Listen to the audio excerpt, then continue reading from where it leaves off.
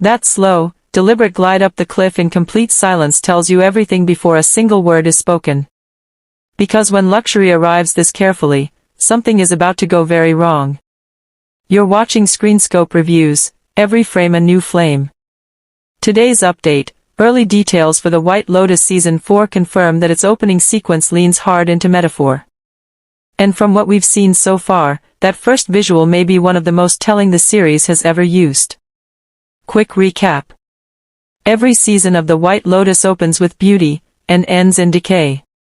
Season 1 hit Hawaii's sun-drenched facade. Season 2 teased glamour before unraveling desire and betrayal.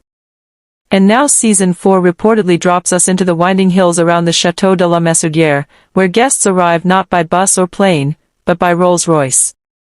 And that matters. A slow climb in perfect silence isn't just cinematic polish, it's symbolic precision. This isn't a welcoming road. It's a procession. Controlled. Curated. Isolated. The chateau doesn't open its arms. It pushes its occupants upward, away from the rest of the world. And once you're there, the hills that felt romantic start to feel like walls. Luxury becomes a cage. New cast members like Alexander Ludwig and AJ Machoka are expected to step out polished and poised, smiles in place, perfectly unaware that the paradise they're entering is already watching them. And fans online are already clocking something familiar. The White Lotus doesn't just show decadence. It sells the fantasy first, and then exposes the rot underneath. That Rolls-Royce arriving in silence isn't just aesthetic. It's thematic. A reminder that wealth cushions people from reality right up until it doesn't. Wealth creates distance. Distance creates disconnection. And disconnection? That's where the rot begins, quietly and without alarm.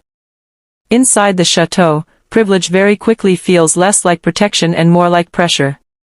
From what we've seen, Season 4 could be its most psychologically tense yet, less outright satire, more slow burn unease.